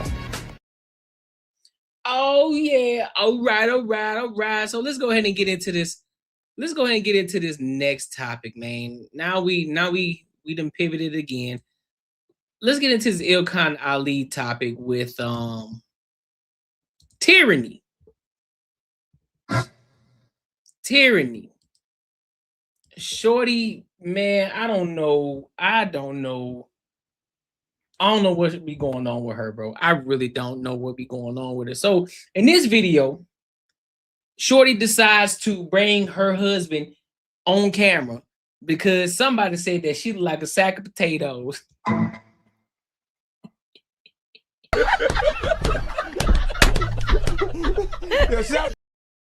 So I'm gonna play this video, and it's quite lengthy, but I'm gonna skip some parts of it as well, so we can get to nitty gritty, and then I'm gonna give my thoughts while the video is playing. All right, so let's go ahead and rock out, cause this shit's gonna be wild. This woman you with now, where you are in your life, she's worth your heart. And you're not willing to break her heart for it. So you going, hey, I believe this woman truly loves me more of these. You probably can, and that's taking nothing away from your woman. Your woman probably bad 10. You can go get probably a better woman than her. But you rather deal with this woman that you believe loves you than to go find out if someone else loves you. That's how much we love different. We really want to. Hey, what you just said, it don't sound real. I'm out of here, bro. All right, you see. Hey, enjoy y'all, man. Good conversation. Love man. you, Y'all Hey, Tyranny, right after, hey, Tyranny, hold on. Hey, right after Mont Lies. Right after Mont Lies, Tyranny, you go ahead and address it. That don't sound, what he just said, that don't sound realistic, do it. No, it's not true to me. I'm not saying it don't sound realistic. If I wanted to have several women, and I think if I wanted to, I would, and I think I could, and I think they would all love me, and I think that I could give them what they needed, and I think they So would. why you ain't settled down earlier? That wasn't where I was. Why not? Why didn't I settle down? No. Earlier? You would have, if women were actually good women, you would have settled down earlier. You knew what they was about. You didn't really trust women. I don't like how you talking to them. Chill. You know, it's the truth. It's the truth. It's why. Listen, when I was younger, I believed women actually loved us. Most of y'all got your hearts broken early, and you found out what a woman's was early in the game.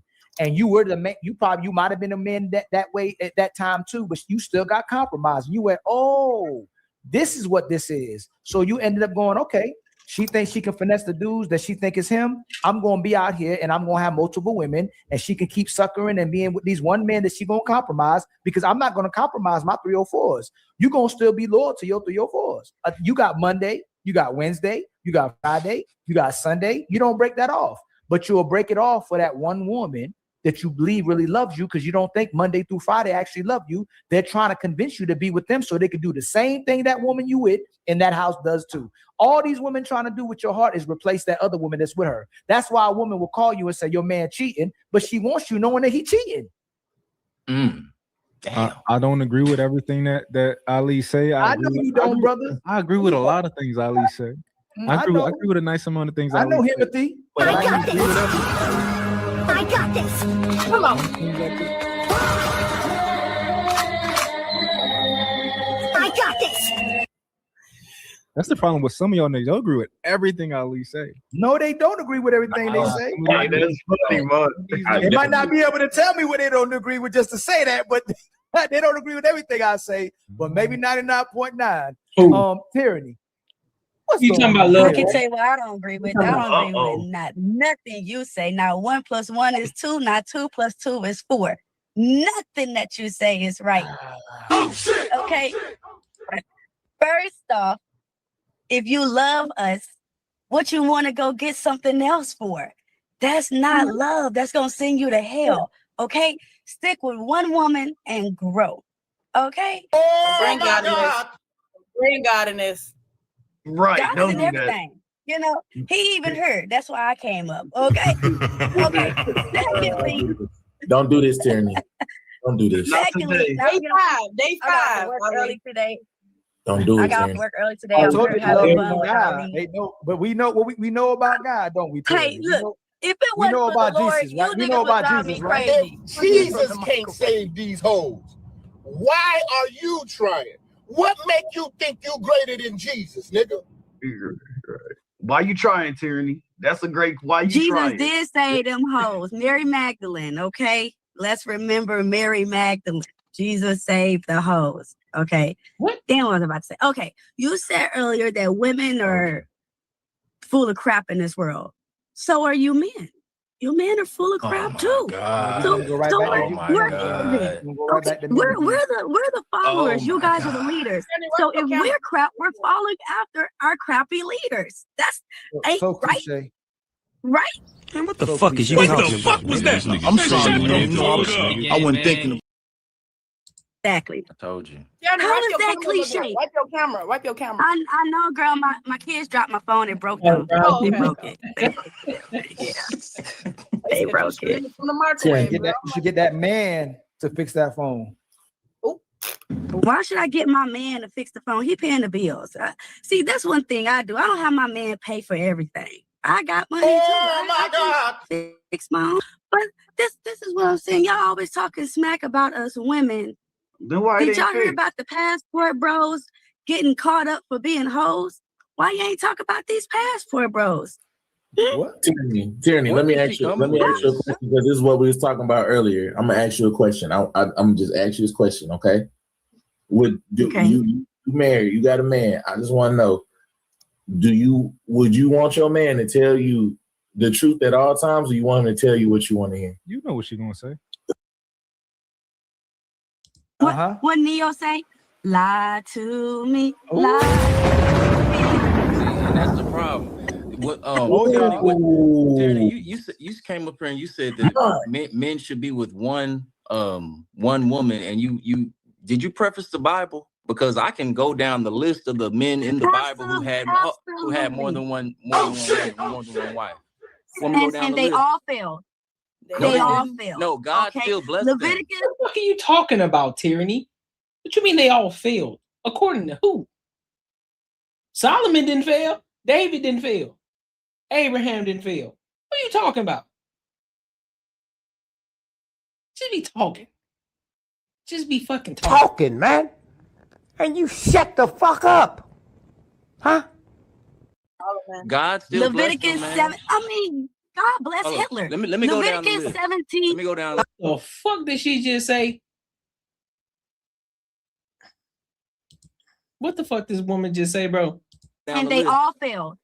They all failed. No, God still blessed Leviticus, them. God still blessed them, Leviticus man. 7. I mean, God bless Hold on. Hitler. Let me go down the Leviticus list. 7. What is that? What the fuck is that? What is that private pile? Holy. Let me go down the list. Okay, go ahead. Oh my God. God bless Hitler. Hold on, y'all. Hold on. God bless Hitler to kill God bless Hitler. the immortals. Oh, He Jewish. helped them drunk. to delete those people. Just a ish. And I don't think the Lord seen anything wrong. No. You just said God helped to He delete didn't his kill no own. black people. Come on, man. You're so stupid, bro. I don't believe the Jewish people What you was belong gonna to say the Lord. so I can go to it? Yeah, go ahead, so she can go to it. Bro, I'm sorry. Leviticus 17 and 17. Okay. It said, Nigga, is there a Leviticus 17? Ain't no fucking Leviticus 17:17. What the fuck are you talking about? For one man belongs to one woman and one woman belongs to one man because of your lustful nature.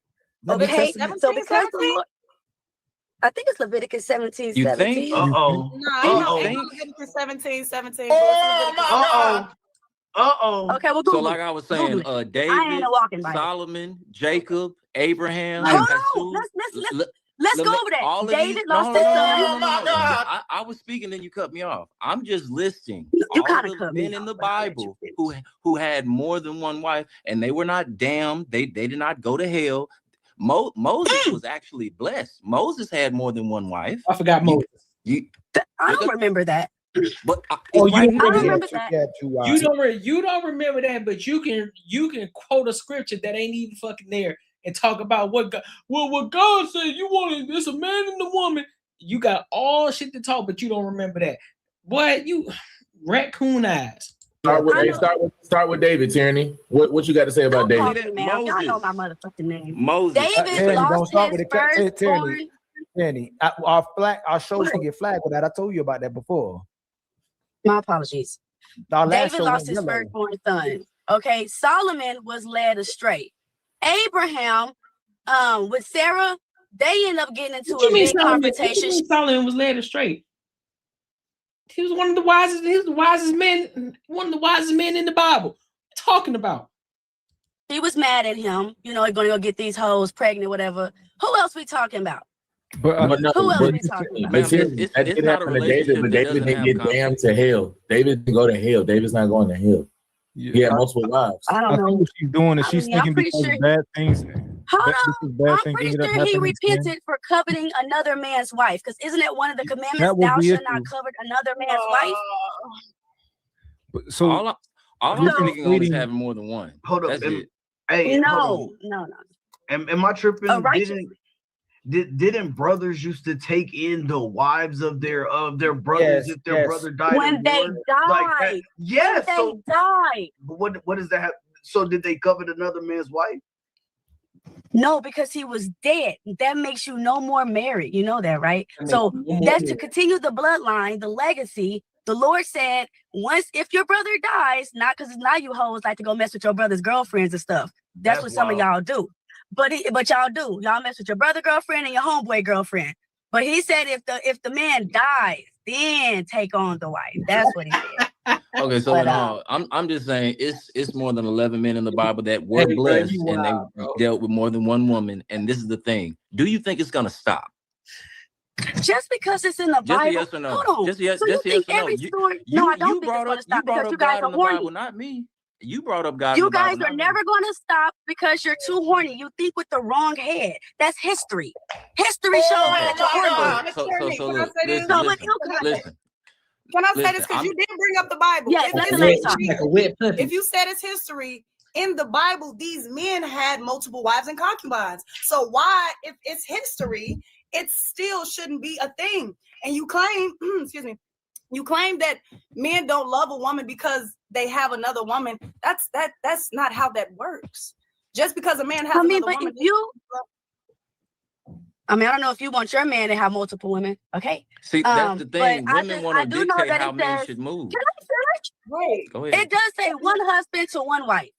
So if you guys want your husband to have multiple women, that's where does it say that? But I know damn well if God created Adam, if God created, read y'all. Why y'all asking me? Y'all got Google, ChatGPT. Man, no, I'm not telling you. Quote shit, but you can't tell people where it's at in the Bible. But you want to quote shit, and you misquoting a lot of shit. Boy, you better sit your ass down. You can't. I'm gonna go because I can't finish a sentence. Now, when you guys talk, I'll humble myself and let you finish. Cite your source, man. You just can't say. Okay, I'll let you finish. I'll let you finish. I'm just saying, cite your source. You just can't say it. My source is Google, nigga. Go to Google or go to ChatGPT. You can research it. Tierney, it's not your Google. God. I'm asking you. But if you want your wife to cheat on, it's not sufficient. You're not substantiating. So okay, fine. If you want to be a whoremonger, you're going to follow down the same path as your ancestors. I'm not a whore, ma'am. If you want your man to have multiple wives, You want to see how that shit does not This work is out. Courtney, Okay? this is But the they- thing. but When they we talk about majority of the women, we're not talking about all of the women, okay? And when we talk about majority of men, we're not talking about all men. We're talking about the nature of the man and the nature of the woman. The nature of the man is they're poly by nature. If they choose to be monogamous, that's their sin. Wait, hold on. That is Never sin. said That is. anything about How you my gonna man. tell me to hold on? I But y'all never keep said cutting me off. anything about my man.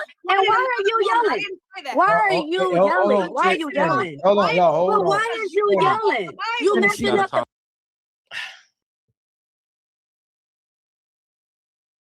Now she want to play victim.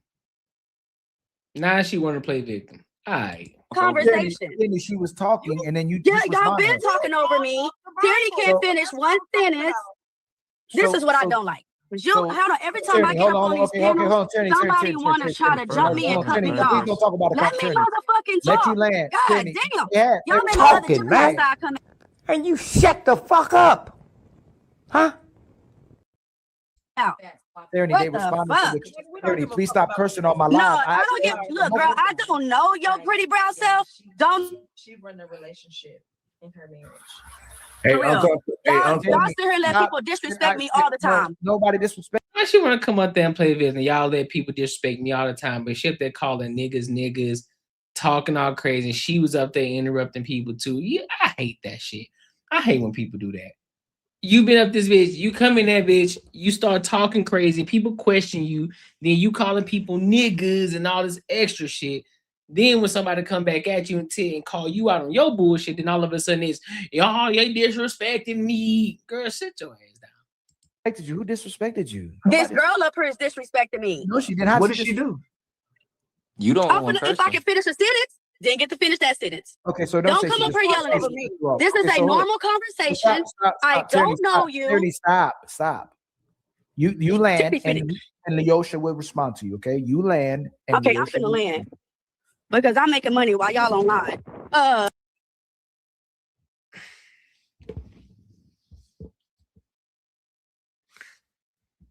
She said, I'm making money while y'all online, but yet she online talking to people. What the fuck? Some people so stupid, bro. Some people so dumb. She might be on the spectrum. She might be on the spectrum. Let your nigga cheat on you if you want to. See you later, Ali. Hey, That's what I don't like about. He said, "Let me respond, please, y'all." My bad. That's what I don't like about when they get on it. They get on the panel. They throw Jesus and God around and the Bible around, and they cannot. There's no Leviticus 17:17. It stops at 16. Don't get on here talking about the daggone Bible and quoting it, and then how you gonna say history? And you brought up how David had all these wives and concubines, and now men can't do the same thing. It don't make sense. Like you literally, y'all just begin up here talking crazy, and I'm gonna be the one to call it out.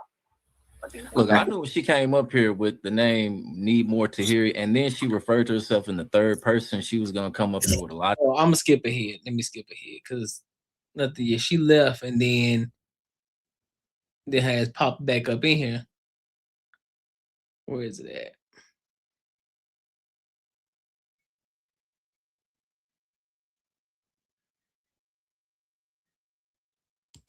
Here we go. I'm sure that his mind state 10 years ago was different than how it is now, because I wish we had these type of conversations in reality to basically show us the truth, because even men, we were shown. What is that? What the fuck is that? What is that, Private Pile? Holy on lies as well. Well, what the she got them sandbags. She got them sandbags on, boy. She kicking them hoes with her ankles. The fuck she got? What she showing her body for as if she got them really out here snatched or some shit? What's she doing? What is that? What is that? Don't nobody want to see that shit. Oh yeah, that's built like a bag of potatoes, baby. That's uncomfortable. A bag of beans. that's uncomfortable built, baby. But to Wolf Stacks and to everybody. Said she smooth all over like Bugs Bunny. Oh my God. I'm out of here, boy. Not Kendra G, not Kendra Cam. Did we ask for Ali Cam? Come on, baby, over here. So what we say? What you say? Say it to my husband's face. Like a sack of potato.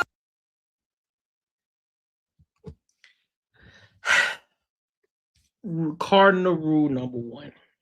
Cardinal rule number one. Don't ever, if your person, whoever you're dating, don't bring nobody that you're dealing with onto the camera. Keep your personal life off the camera. Why are you bringing this man on the camera? If he ain't on the camera, if he's not in social media, if he's not doing that, if he didn't ask to be up there, why the fuck are you bringing him up there? Now what you're about to do, you're about to open up some shit. Stupid. I really think she's on the spectrum, bro. And I mean that, and I'm being honest about this. I'm not trying to be funny. I think Shorty on the spectrum, bro. I do.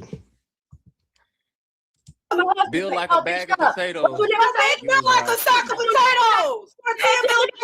Where's your edges? Where's your edge? Because the edges are here. I don't think this is very adult. Like we have great conversation. Let's just keep having great conversation. Whose husband does that? What kind of young? Wait, hold on. So those I ain't trying to go at you, Leosha, but did you get your haircut like that, or is it just how the hairstyle is? Like, I'm not trying to be funny. I'm just asking a question.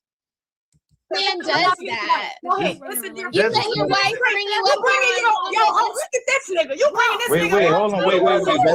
We smell the rose. That's Ali's live. Come on, y'all. Come on, let's. Oh, that's her older Come on, son. y'all. That's her older son. This is wild. I don't give a damn. Don't bring nobody in the camera talking about No edges. I think you have no edges. What the white bitch talking for? What nigga? That's fine. That's Oh, fine. wait a minute, man. And you look like a raccoon. Come on, Why, Tierney, why would you put your son on here? That's your son. No, why would you put your son? You can't let him crash. Don't make your son into a crash out for you. Hey, don't worry about it. Don't even. We just go in there. Don't put your son on here. You don't know how to be a better woman. You don't know how to be a better woman. You don't tell That's her younger This is husband. bad.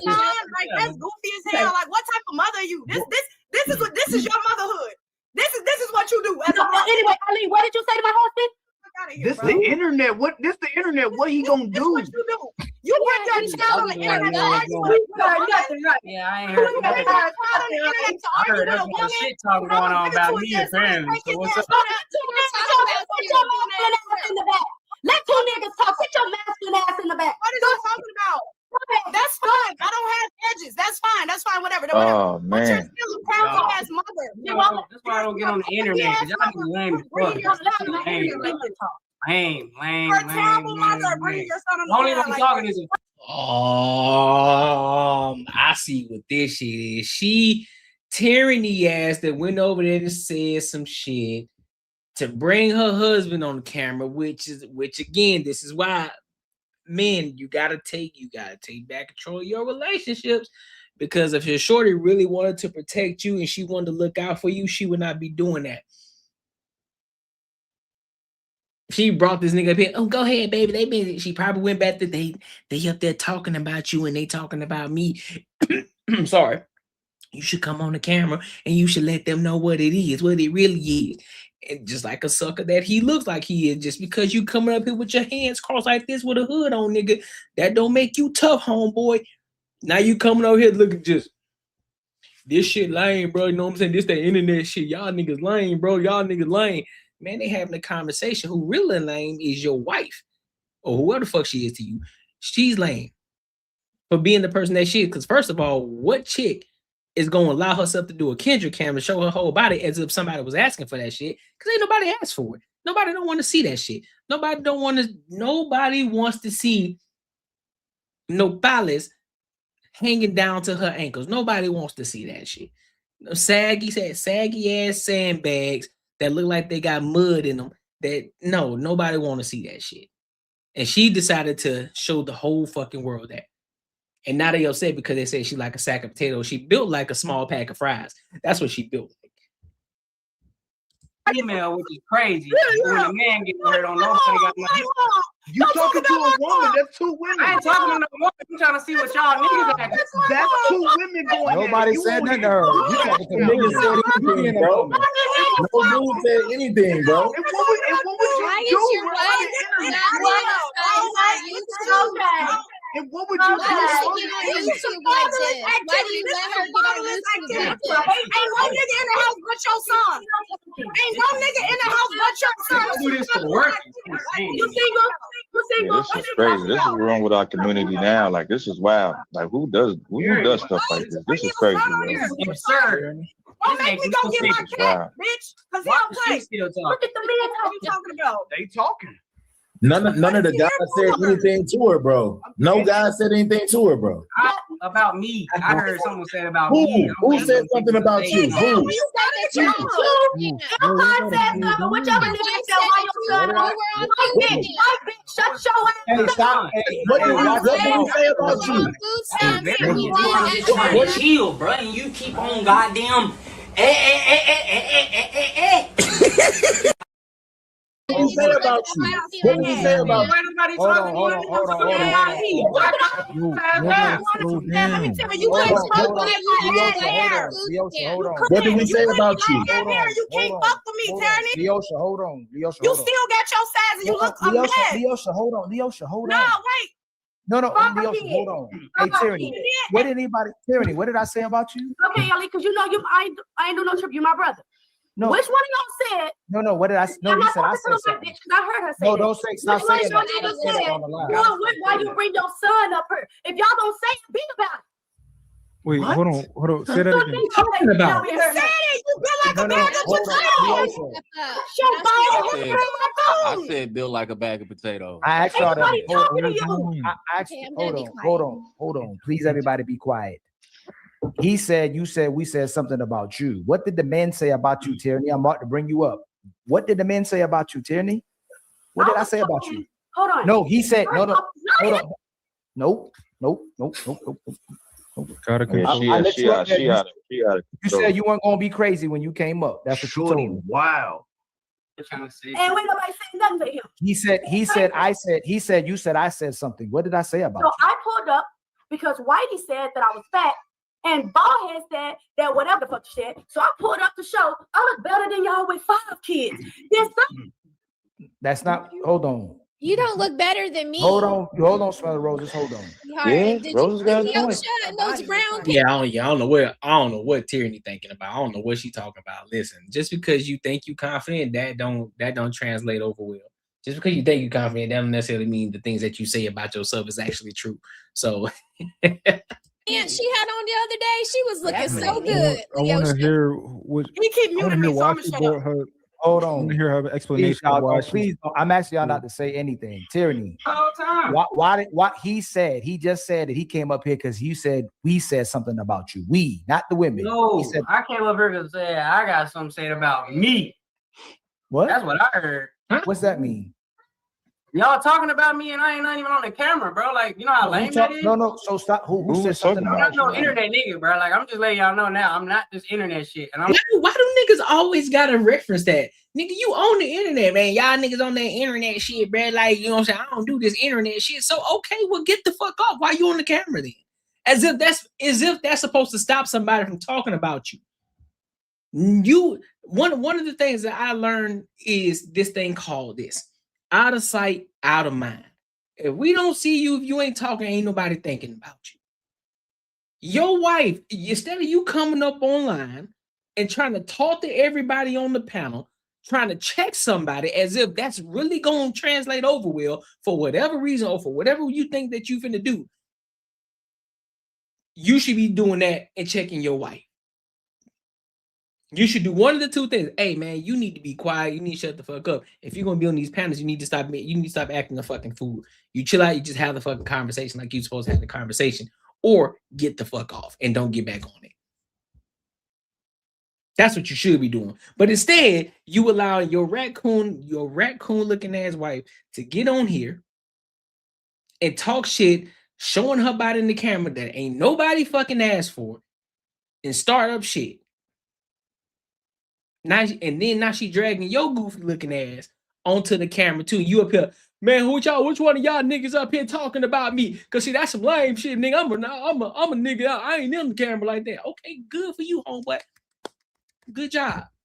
Good for you. Now what? It seems like why you talking down on me and my wife, bro? It's gonna be literally on the internet. You're on the internet. He's on the internet. I'm on the internet. One thing at a time. What's that about him? Hold on. Hey, please stop doing that. What did anybody say about you? Nobody said nothing about you. Let me know. I'm up here now. That's why I'm up here. I'm trying to figure out what was said about you. Nobody said anything about you. Nobody said anything about you, bro. You a well dude. Nobody said anything about you, bro. You a well dude. And the only reason why I'm saying that is here. Nothing's been said about me. Let's keep it that way. Because don't talk about me on camera. Hold on, Leo. Talk about me on camera. When I get up here, everybody quiet. Period. Because nobody said nothing about you. So you think that just because you showed up on camera, that people got quiet because you showed up? Nobody was even talking to you. Nobody wasn't even expecting you to come up on here. What they were talking about was Tierney looking like a sack of potatoes. That's what they were talking about. But she decided to go get you and bring you up on the camera. Now you up here thinking you checking somebody. See, let's just keep it. See, I'm up here now. Everybody talking. Ain't nobody want to talk. Because wasn't nobody thinking about you, nigga. Nobody was talking about you. Nobody was thinking about shit that you had going on. What are you talking about? You should have just walked away. You should just left the camera and say, man, I ain't got time for this shit. Because if you really ain't an internet nigga like you say, why the fuck you on the internet? Why the fuck you get in the camera? You should have went and sat the fuck down. When she told you to come, she just said, man, I might have to go over there and deal with that. Yeah, that's your shit. I should have did, but hey, it is what it is. This nigga's soft. Hey, you don't even know who you are, bro. Nobody even knows who you are. Right, you got. We talk about dating. You got up here talking about me. You got up here ready to crash out. Nobody talking about you. You let no. You actually no. You let your listen. So this is you're demonstrating. What you're doing is demonstrating what's wrong with the community because nobody said nothing about you. She gassed you up. You gas like you brought your hold on. I want to know what's wrong with the community. I'm talking. You can respond to what I say. You can respond to what I'm saying. Your wife gaslit you to come up here to embarrass yourself. Nobody said nothing about you. And I'm embarrassing myself out. Yes, you because nobody said nothing about you. Nobody said nothing about you. And you cashing out. And that right there, ladies and gentlemen, is what all these men continue to keep talking about when you get with these type of women. She is no fucking good. I'm calling it a spade. I really don't care if she see this video or what she think about it. I really don't give a fuck because she is a piece of shit of a woman. She's a fake woke black woman. She talk about, oh, well, I'm so black and woke, but yet she can't even now. She calling this other lady a white woman when she ain't even white. I think Smell the Roses is mixed, if I'm not mistaken. I think she's mixed. Then she going back and forth with another black woman, but she claimed to be black power. She going at another bad woman. She talking about her edges and shit. Then on top of that, she can't quote the Bible properly because she up here saying the Bible. She up here saying chapters and verses wrong that don't even exist in the fucking Bible. Then she get on camera showing her whole fucking body. Then want to try to gaslight her husband to get on the camera. Then now they both looking like two fucking idiots on the camera on the whole fucking internet, as if she's that bitch, as if she's that hot commodity that everybody would be looking for. Shorty, don't you got kids from a nigga from another race? But yeah, you this woke person, but you so woke and got the nerve to have an attitude like you this bad bitch. Boy, man, y'all better. No, that's her husband. No, that's her husband, bro. That's her husband. Yeah, I think Smell the Roses is mixed. I think she is mixed, bro. Listen, your savings account is robbing you blind. But don't worry, I found out a way how to make my money work for me in my sleep, and I can help you do the exact same thing.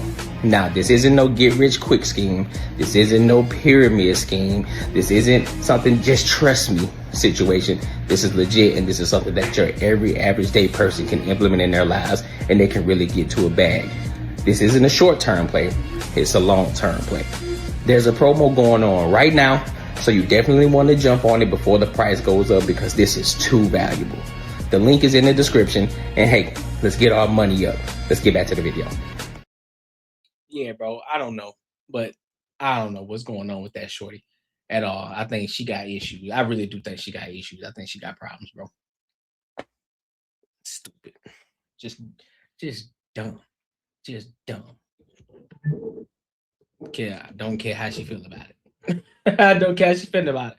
Don't care. Waterboard, crystal, decanter. I smell money. Uh-oh. He said, I smell the money. Let me get my money. Where the money? Where the money? Where the money at?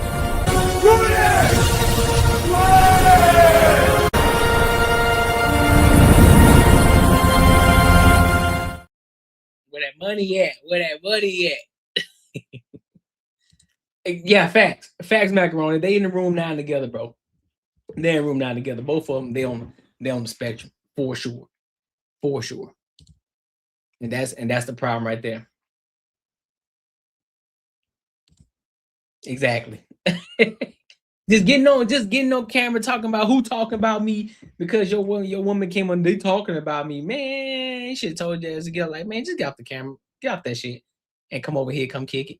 But you know, he don't run the house though. She do. That's why. She run the house. He don't run shit over there. You know what I'm saying? But hey man, tonight was dope. Tonight was fire. I didn't want to go too crazy tonight, you know, so I'm saving my crazy night for Saturday. You know what I'm saying? So make sure you guys are here on Saturday at 9:05 p.m. MST. Come kick it with your boy. Come run these numbers up over here.